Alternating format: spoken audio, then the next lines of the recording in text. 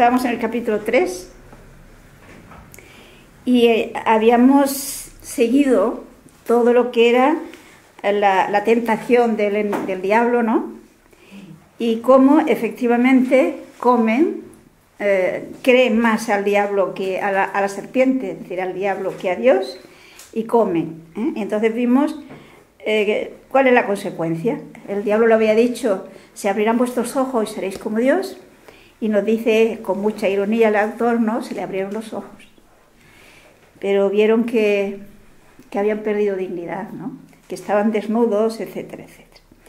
Bien, entonces habíamos visto, lo último era cómo Dios llama a que entren dentro de sí y se den cuenta por qué están en esa situación de huida de Dios. Bien, entonces después de ver lo que Dios dice a Adán y lo que Dios dice a Eva, ahora vamos a ver lo que Dios dice a la serpiente. Capítulo 3, versículos 14 al 15. Entonces Yahvé Dios dijo a la serpiente: por haber hecho esto, maldita seas entre todas las bestias y entre todos los animales del campo. Sobre tu vientre caminarás y polvo comerás todos los días de tu vida. Enemistad pondré entre ti y la mujer, entre tu linaje y su linaje. Él te pisará la cabeza mientras acechas tú su calcañar. Yo no sé si les llama la atención que mientras que Adán le dijo ¿por qué lo has hecho? Y a Eva ¿por qué lo has hecho? Es decir, llama a que reflexione y cambie. Fijemos que con la serpiente no hace así. Con la serpiente Dios comienza diciendo: por haber hecho esto, maldita serás entre todas las bestias. Es decir, comienza castigando a la serpiente, comienza maldiciéndola, no le llama a conversión. ¿Y por qué a la serpiente, es decir, al diablo, no lo llama a que reflexione y cambie? Precisamente porque por su condición de ángel no es capaz. El diablo no es capaz de conversión, no puede. Al ser ángel, al ser espíritu, no tiene posibilidad de cambiar. Fijaos qué es lo que nos ocurrirá a nosotros después de la muerte. Después de la muerte no tenemos ya posibilidad de cambiar. Es mientras estamos en esta vida que podemos cambiar. Y por lo tanto, fijemos que Dios empieza diciéndole cuáles serán las consecuencias de eso que ha hecho. El diablo odia a Dios. El diablo odia, por lo tanto, todas las obras de Dios. Y es un prepotente. El pecado del diablo, sin duda alguna, fue la soberbia. Por lo tanto, él se ha creído capaz de destruir la obra de Dios. Y Dios le va a decir cuál será la consecuencia. Porque evidentemente es muy inteligente, pero es muy poderoso, pero no puede, es una criatura. Y Dios es el creador. ¿Y qué quiere decir cuando le dice: te arrastrarás sobre tu pecho, comerás el polvo todo el tiempo de tu vida? ¿Es que la serpiente antes tenía patas? No. La serpiente siempre ha sido un reptil. Y además las palabras no van dirigidas al animal, a la serpiente, van dirigidas a lo que simboliza esto, que no lo dijo el Apocalipsis, ¿no? Se llama diablo y Satanás. Para entender qué le quiere decir Dios con esta expresión de que se arrastrará y que lamerá el polvo, vamos a leer algunos otros textos de la Biblia que emplea un término semejante y nos ayudará a entenderlo. Podemos ver en el profeta Miqueas. Miqueas lo tenemos cerca ya del Nuevo Testamento. En el capítulo 7, los versículos 16 y 17. Verán las naciones y se avergonzarán de toda su prepotencia, pondrán en la boca la mano y sus oídos quedarán sordos. Lamerán el polvo como la serpiente, como los reptiles de la tierra, se estremecerán desde sus encierros, hacia Yahvé nuestro Dios vendrán temblando, y tendrán miedo de ti. Fijémonos que aquí el profeta Miqueas se refiere a unos enemigos del pueblo de Dios. Entonces, cuando le dice que lamerán el polvo, ¿qué les está diciendo? Que van a ser vencidos. ¿La ven, no? Veamos otro texto en el mismo sentido, es decir, van a ser humillados, porque personas inferiores les van a vencer. Fijémonos en el Salmo 72, el versículo 9, y podríamos ver muchos más. Su boca se atreve con el cielo y su lengua recorre la tierra. Y podríamos buscar más textos. Por lo tanto, fijémonos que es una manera de expresar que una persona va a ser humillada, que va a ser un pueblo, una persona, ¿no?, que es prepotente, que se cree superior a los demás, que se cree victorioso siempre, etc. Es decir, un soberbio. Sin embargo, va a ser vencido. Y, lógicamente, esto es una tremenda humillación. Por lo tanto, aquí fijémonos que lo que Dios le promete, con lo que Dios le amenaza, por decirlo así, las consecuencias que va a tener ese acto del diablo que ha querido destruir la obra de Dios, es que personas, es decir, que seres humanos, que porque son por lo tanto de naturaleza inferior a él, le van a vencer.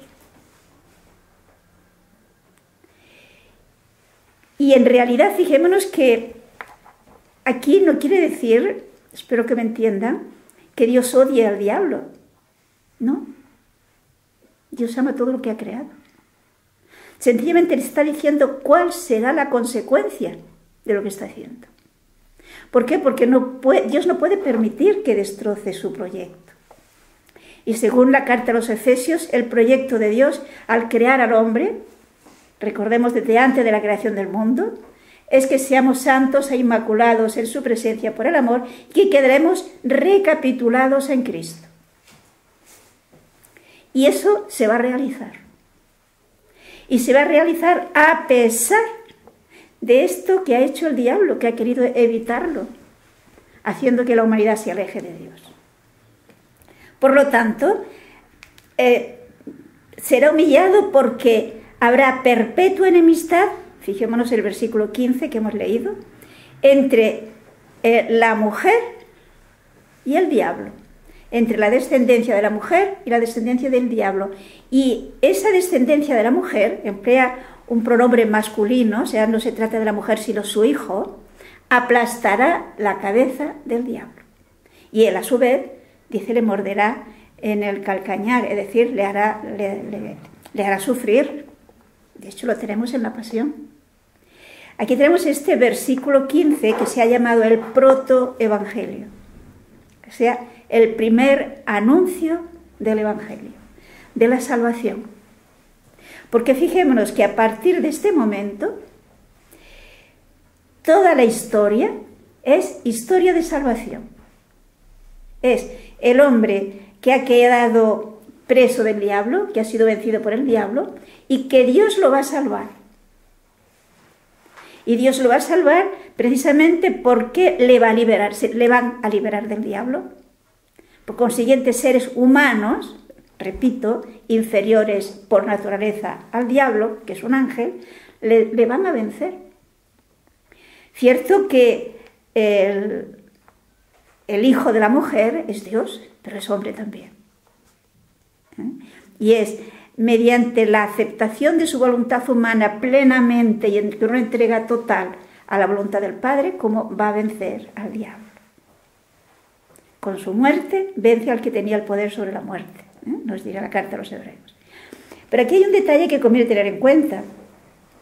Si se han fijado, nos dice que habrá perpetua enemistad entre el diablo y la mujer. ¿Qué es lo que nos hace amigos del diablo? El pecado. Luego, si la mujer es perpetuamente enemiga del diablo, ¿qué está diciendo? Que no va a tener pecado. Es uno de los textos en los que se apoya la Iglesia para declarar la Inmaculada Concepción.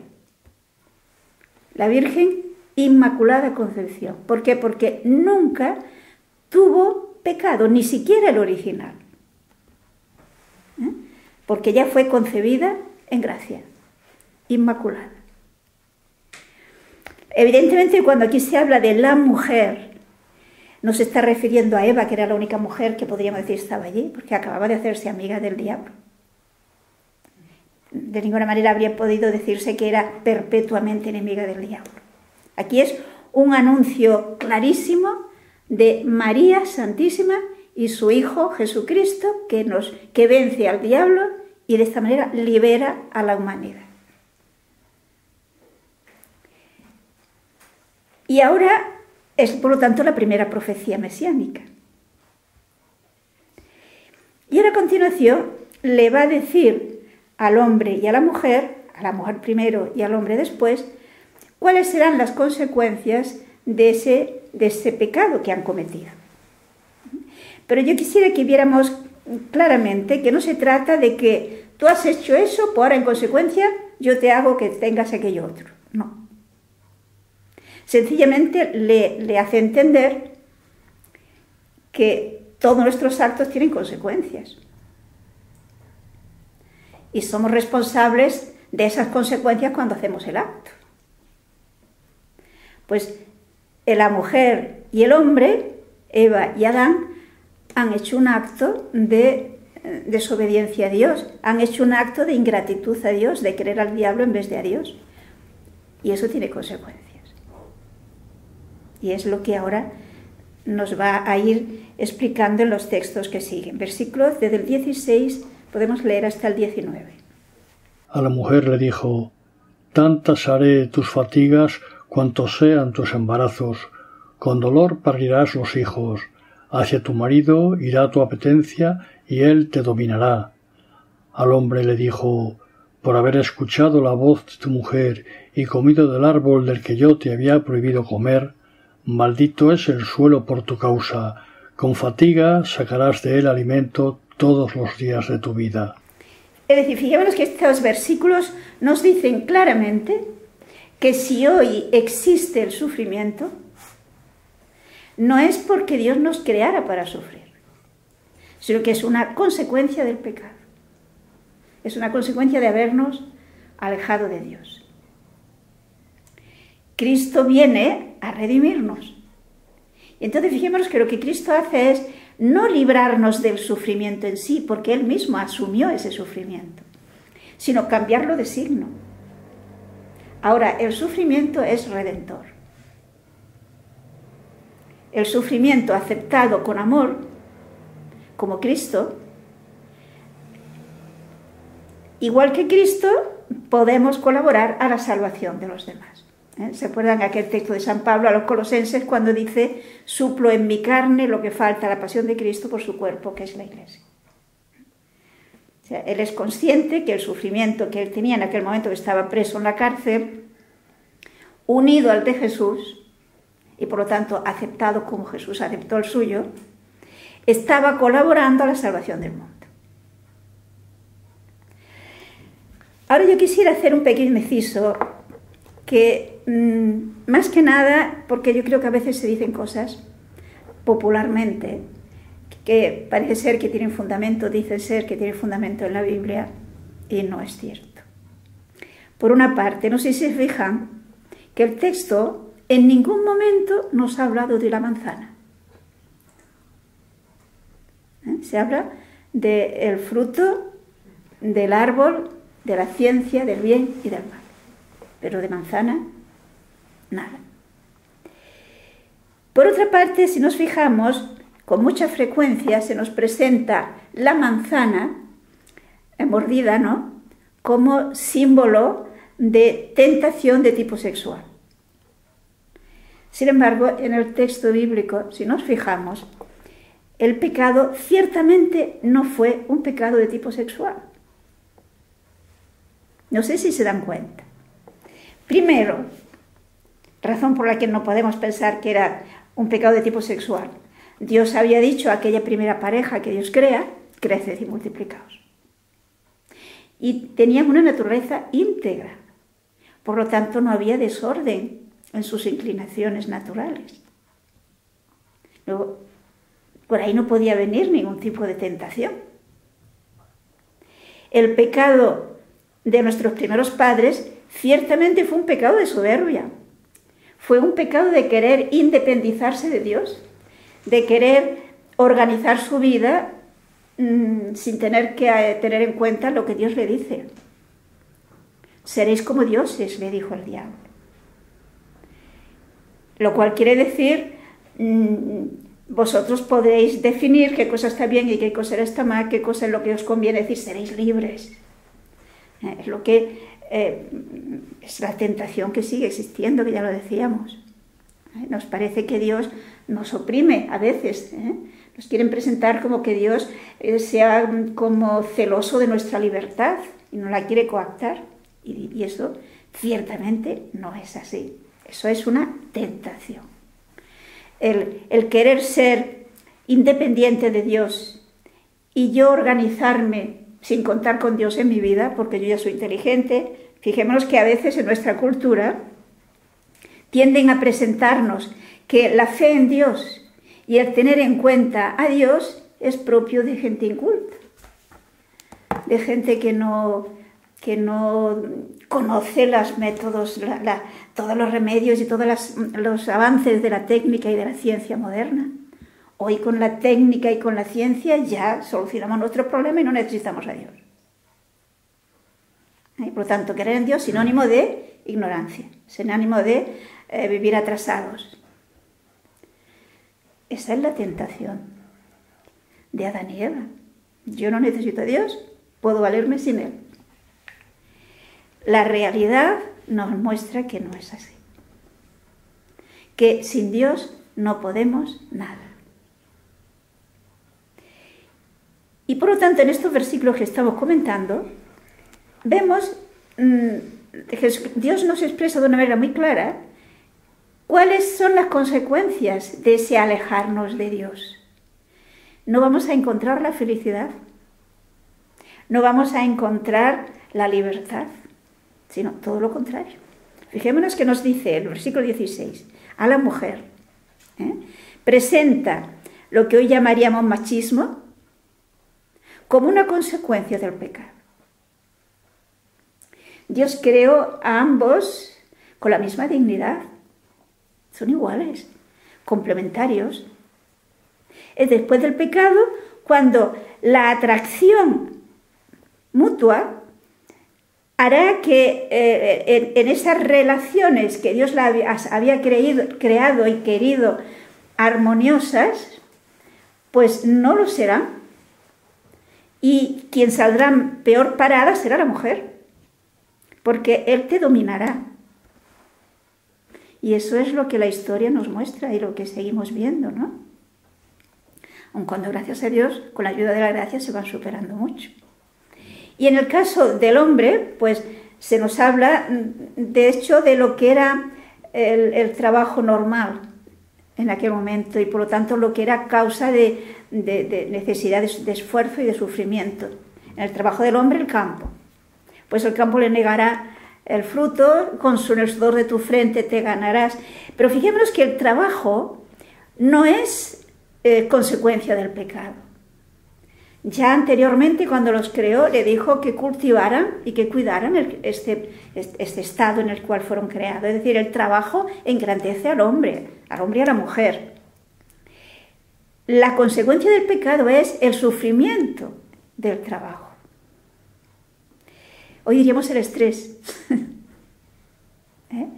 Eso sí que es consecuencia del pecado. Pero el trabajo en sí, no. El trabajo dignifica al ser humano y le ayuda a crecer y le ayuda a colaborar con Dios creador.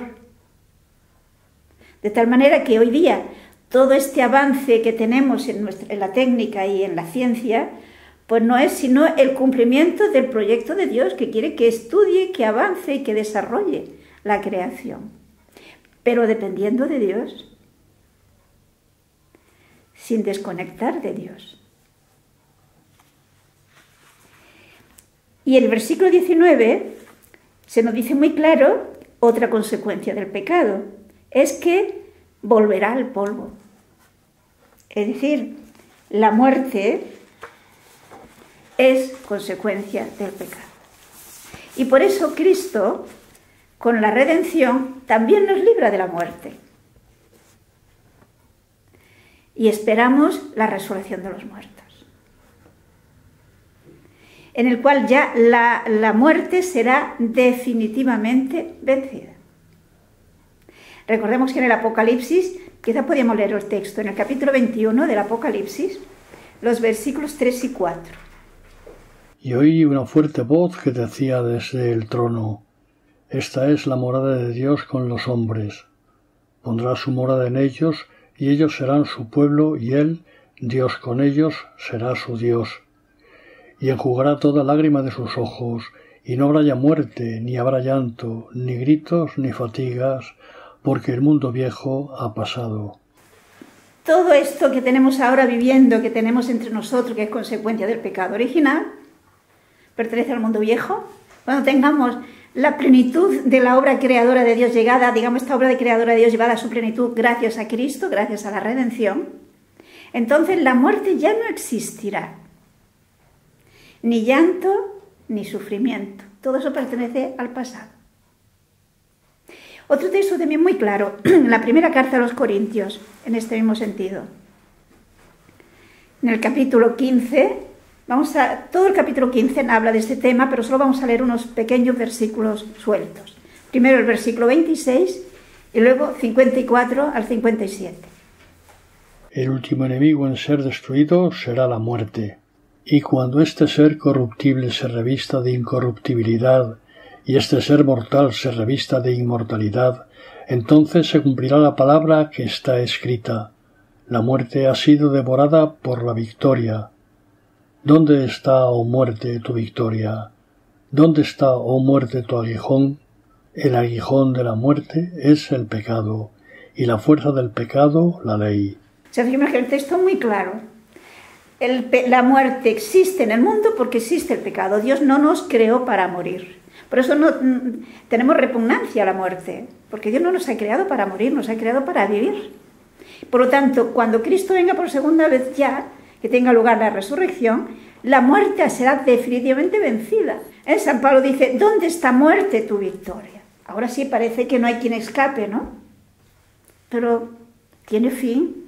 Llegará un momento en que desaparecerá la muerte, porque todos los que han sido víctimas de la muerte vamos a resucitar. Por consiguiente, el proyecto de Dios no ha quedado frustrado. Fijémonos cómo todo esto es lo que es causa de ese morder el polvo del diablo. Él pensó destruir ese plan de Dios, pero el plan de Dios ahora será todavía más glorioso. Por eso la liturgia dice: feliz culpa que nos ha merecido tal Redentor. Pero aquí se nos va diciendo, pues, la realidad de en qué situación ha quedado la humanidad como consecuencia del pecado de ellos y el que hemos ido añadiendo. Porque, como veremos más adelante, a medida que va pasando el tiempo y que la humanidad se va alejando más y más de Dios, va empeorando la situación de la sociedad. Con la ayuda de la gracia, en la medida que vamos dando testimonio de Cristo y aceptando el mensaje de Cristo y viviendo como consecuencia de acuerdo con el proyecto de Dios, se va mejorando la sociedad. Depende de nuestra respuesta a la obra de Dios, porque Dios nos trata como seres libres, no nos obliga. Pero vamos a continuar y veremos el resto, ¿no?, de las consecuencias del pecado. Hemos leído hasta el versículo 19, ¿verdad? Pues leemos desde el versículo 20. Leamos el 20 y el 21. El hombre llamó a su mujer Eva por ser ella madre de todos los vivientes. Yahvé Dios hizo para el hombre y su mujer túnicas de piel y los vistió. Bueno, aquí tenemos dos detalles. Primero, Adán pone a Eva a su mujer el nombre de Eva, que significa vida, ¿no? Significa madre, dice aquí el texto, precisamente por ser la madre de todos los vivientes, es decir, todos los seres vivos, todos los seres humanos que han ido naciendo, son hijos de Eva y son hijos de Adán. Pero fijémonos que en realidad la madre de todos los vivientes, en el sentido sobrenatural, no es Eva. ¿Quién es? La Virgen María. María, la Virgen María, sí que es la madre de todos los vivientes. Ella nos engendra espiritualmente.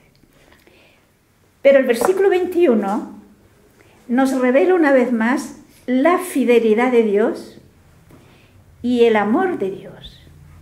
Fijémonos que Dios, que podríamos decir se podía haber sentido despreciado por el hombre, ¿no?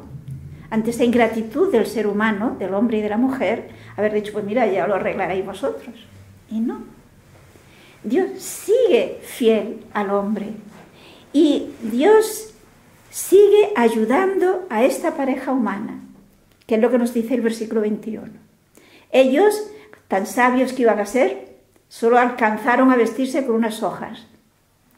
Ahora es Dios el que les hace unas túnicas de pieles. ¿Qué nos quiere decir con ello?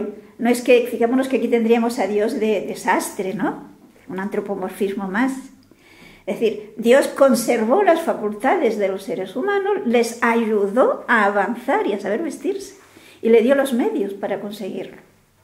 En la Biblia, fijémonos que se atribuye normalmente a Dios lo que es consecuencia de las causas segundas. Es decir, en este caso concreto, Dios, repito, no estuvo cosiendo y preparando unas pieles, sino que lo hizo a través de su ayuda al hombre, para que aprenda a hacerlo, para que se dé cuenta de que existe esa posibilidad de vestirse. Si Dios no le hubiera ayudado, no le hubiera dado la inteligencia y la capacidad de darse cuenta que puede vestirse de esa manera, no lo habría podido hacer. Aplicándolo esto a nuestro tiempo, diríamos, si el hombre avanza en la técnica, etc., es porque Dios le ayuda, y le ayuda a verlo, y le ayuda a darse cuenta de que eso existe. Pero es libre, puedo usarlo bien o mal. Es decir, Dios ayuda, pero siempre respetando nuestra libertad. Y ahora los versículos que siguen nos indica, una vez más, que por nosotros mismos no vamos a poder conseguir lo que hemos perdido. Versículos del 22 al 24. Y dijo Yahvé Dios, he aquí que el hombre ha venido a ser como uno de nosotros en cuanto a conocer el bien y el mal. Ahora pues, cuidado, no alargue su mano y tome también del árbol de la vida, y comiendo de él, viva para siempre. Y le echó Yahvé Dios del jardín del Edén, para que labrase el suelo de donde había sido tomado. Y habiendo expulsado al hombre, puso delante del jardín de Edén querubines y la llama de espada vibrante, para guardar el camino del árbol de la vida. ¿Se acuerdan lo que significaba, lo que simboliza el árbol de la vida? Es un símbolo de la inmortalidad. Recordemos que en el Apocalipsis, cuando se nos habla del mundo redimido, finalmente, después de la segunda venida de Cristo, que se nos dice que allí hay árbol de vida, ¿se acuerdan? Que da frutos los 12 meses del año, que hojas son medicinales, etc. Es decir, de nuevo está el árbol de la vida accesible. Aquí, con una gran ironía por parte del agiógrafo, del que escribe el texto, presenta como que Dios dice, mira, ahí tenéis el hombre y la mujer, sabios como Dios, ¿no? Conocedores del bien y del mal. Ahí al hombre hecho como uno de nosotros. Es lo que le había dicho el diablo, ¿no? Pero sin embargo, ha perdido lo que tanto ansía, que es no morir. Y por sí mismo no lo puede conseguir. Esto es lo que nos viene a decir. Por lo tanto, dice, no sea que eche mano del árbol de la vida, y por lo tanto, como que Dios pone un impedimento insalvable para que no pueda llegar al árbol de la vida. Y es que hay ese querubín con una espada de fuego que impide que el hombre y que la mujer se acerquen al árbol de la vida. Es decir, es una manera simbólica, pero muy gráfica, que nos indica el hombre y la mujer no pueden conseguir la inmortalidad. La han perdido. Por sí mismos no podrán conseguirla. Si la podremos conseguir es gracias a Cristo. Es decir, gracias a Dios mismo, que nos posibilita el poder nuevamente tener acceso al árbol de la vida. Pero por nosotros mismos, no.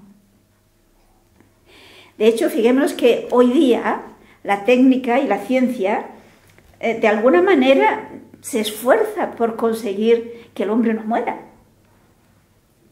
El hombre y la mujer, ¿no? Y ciertamente va consiguiendo alargar la vida. Eso no lo podemos negar. Y en su soberbia, yo diría, piensa que algún día conseguirán la inmortalidad. La inmortalidad biológica, yo he oído en sabios que pretenden esto, conseguir la inmortalidad biológica. Pero no lo van a poder conseguir.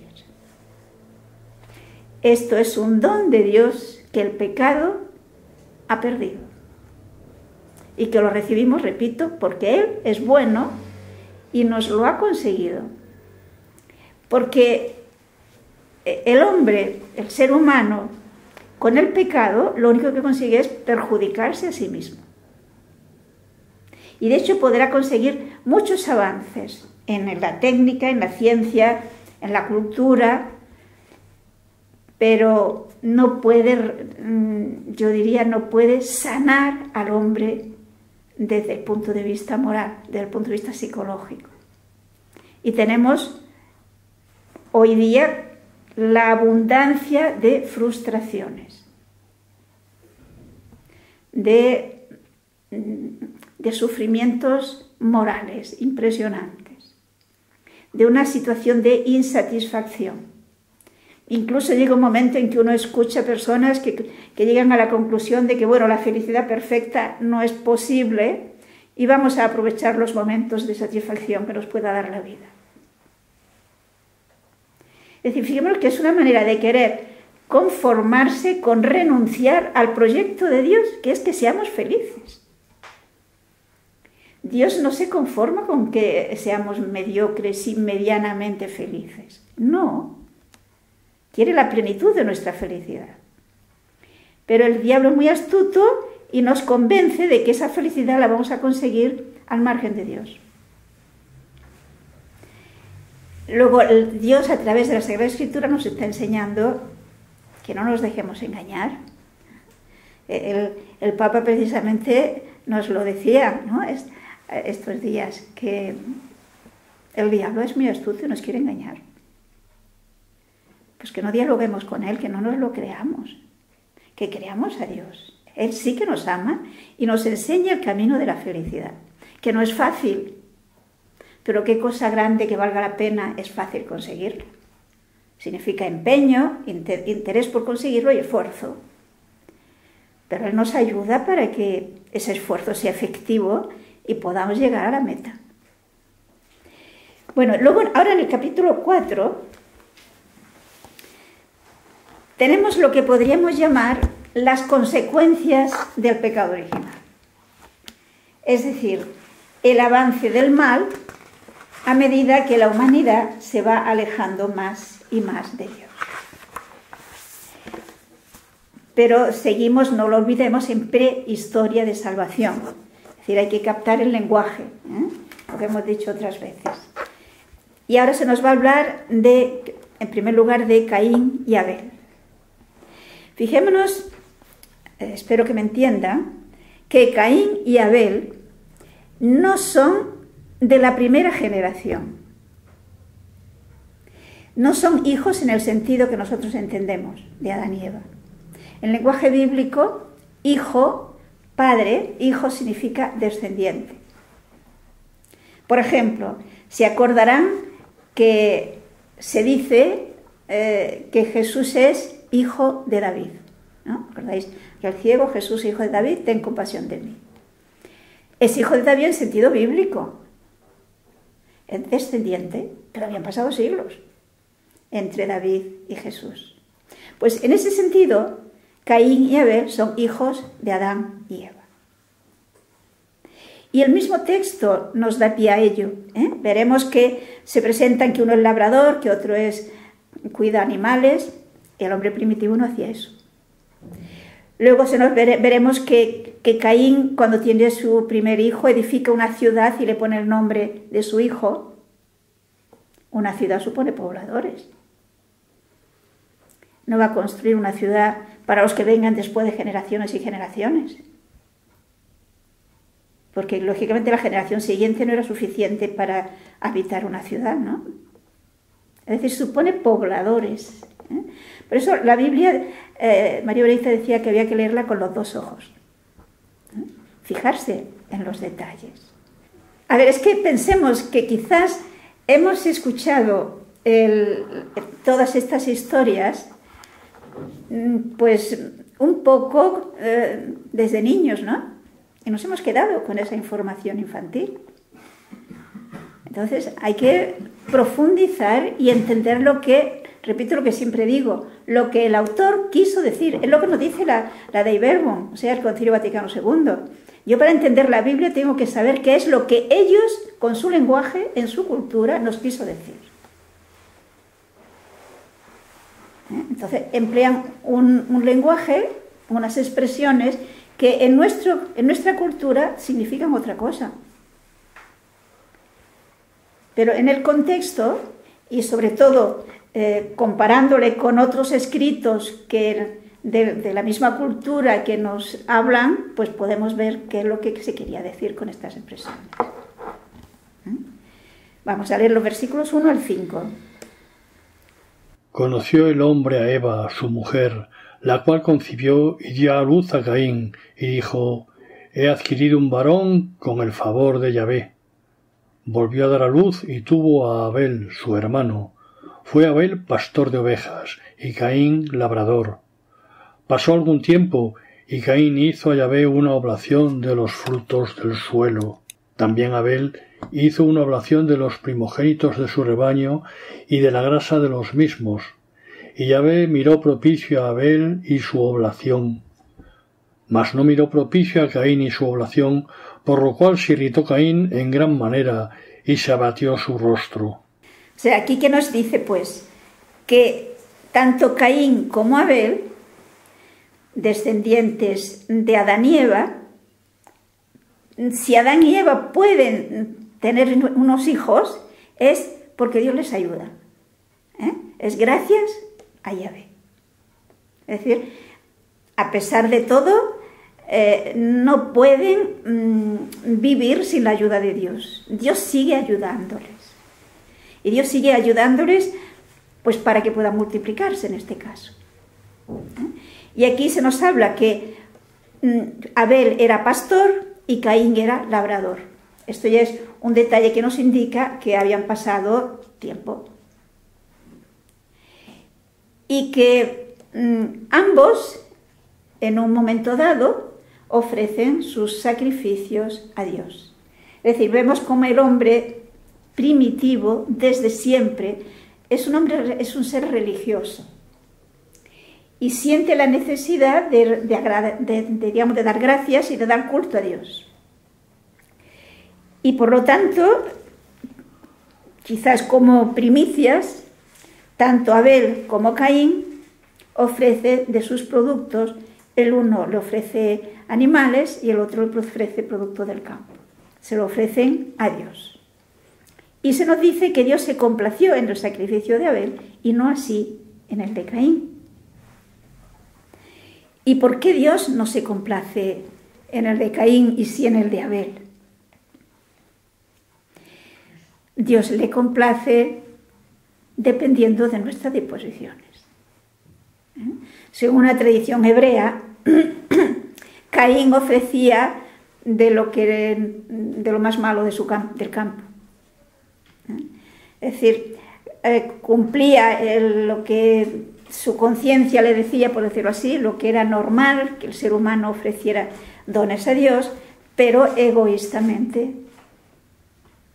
Mientras que de Abel la Biblia nos alaba su fe. Por ejemplo, fijemos en la carta a los Hebreos, en el capítulo 11, que nos va hablando de una serie de personajes que vivieron de fe, el versículo 4. Por la fe, Enoc fue trasladado, de modo que no vio la muerte, y no se la halló porque le trasladó Dios. Porque antes de contar su traslado, la Escritura da en su favor testimonio de haber agradado a Dios. Por lo tanto, fijémonos que el sacrificio de Abel fue grato a Dios más que el de Caín por la fe de Abel. Fe en sentido bíblico, no olvidemos que significa adhesión. Es decir, por el amor de Abel a Dios, por su actitud sincera y de cohesión con Dios, ¿no? Mientras que Caín no. Entonces, el texto no nos dice de qué manera Dios bendecía y Dios daba a entender que se complacía en el sacrificio de Abel y no así en el de Caín. No nos lo dice. Quizás en que Abel progresaba, Abel prosperaba y Caín no. El hecho es que fijémonos que la razón por la que Caín se enfurece contra su hermano y se nos dice que anda cabizbajo, es por una razón religiosa. No sé si lo ve. Porque él se siente, por decirlo así, como menos valorado por Dios, podríamos decir, ¿no? Dios no le agrada lo que él hace, lo que él le ofrece. Y en cambio ve que Dios sí se agrada en lo que le ofrece a Abel. Lo importante es que lo que nos va a narrar aquí es un paso más en el alejamiento de Dios, en el que aparece un primer crimen, un ser humano que mata a otro ser humano.